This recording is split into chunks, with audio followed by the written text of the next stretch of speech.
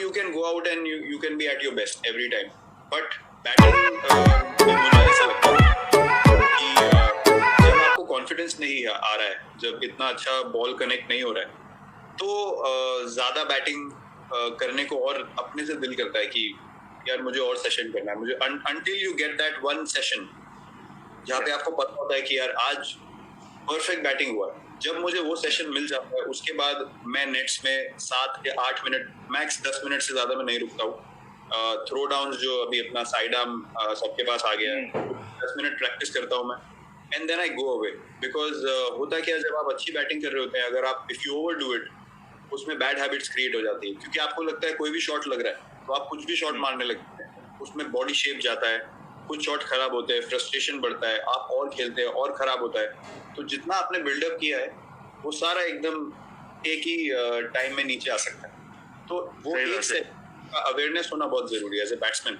वो हमेशा सबको पता होता है कि ये सेशन में परफेक्ट हो गया है, तो नेट से बाहर आना भी एक स्किल है कि मुझे कब नेट से बाहर निकलना है, क्योंकि वो 10-15 मिनट मुश्किल हो सकते हैं।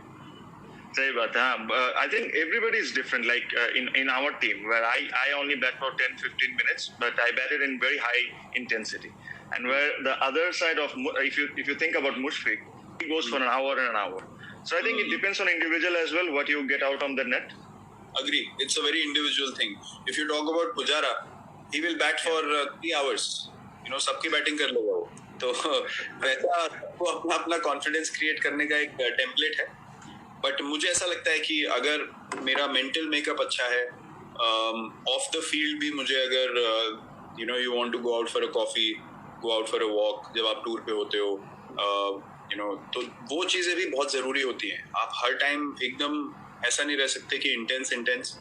तो अगर आपका मेंटल सिचुएशन स्टेट अच्छा है तो आप मैच में भी वो अच्छी फीलिंग से जाओगे, कॉन्फिडेंस से जाओगे। आप क्रिकेट खेलना सबको आता है, कभी हम उसको ओवर कॉम्प्लिकेट कर देते हैं तो हम बहुत ज्यादा प्रेशर में आते हैं। Okay, Riyad bhai, I have 2 more questions to you, and this is all came from different colleague of mine who plays with me. Sure. So the other very important thing, this is what I also want to know: how do you break down when you're chasing games? How do you break down the score? How do you think? What goes in your mind? What's the mental process and all? Mental process काफी simple. कभी कभी तो मुशफीक वगैरह भी help कर देते हैं, stump के पीछे से कुछ बोल देते हैं तो फिर मैं ज्यादा मोटिवेट हो जाता हूँ। बट ऑनेस्टली जब मैं बहुत छोटा था, जैसे मैंने बोला कि जो ये चीज मैं यंगस्टर से बात करता हूँ कि आपको कॉन्फिडेंस होना चाहिए कि आप कर सकते हो।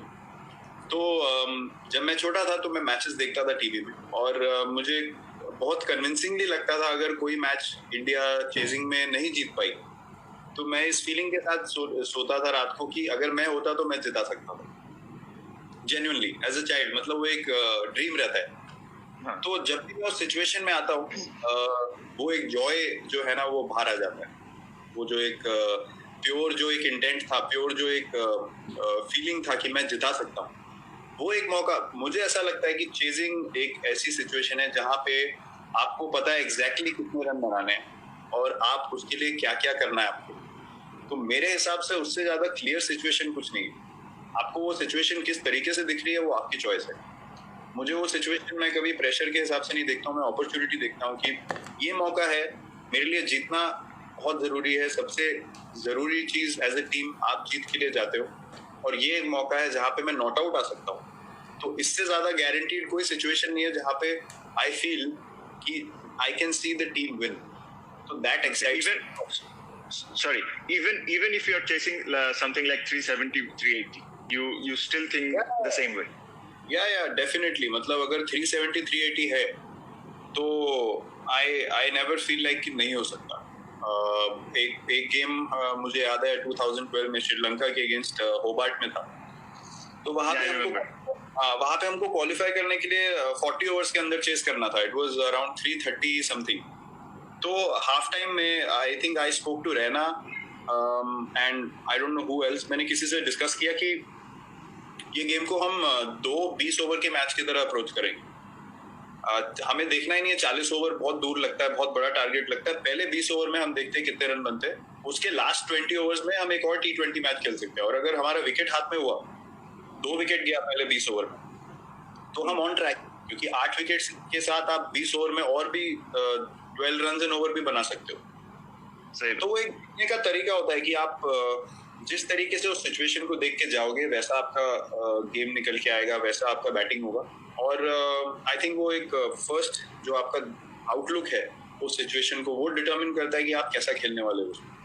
तो आई थिंक वेरिएबली वो नेचुरली मेरे लिए नेचुरली आता है ज़्यादा। कभी कभी प्रिपेयर करने की ज़रूरत भी होती है, बट मोर ऑफन वो नेचुरली एक चीज़ निकल के आती है। Thank you, Virat bhai. I just wanted to say one thing to you. Virat bhai, there were times where we honestly look up to different athletes from different sports regarding regarding fitness, how fit they are, how disciplined they are.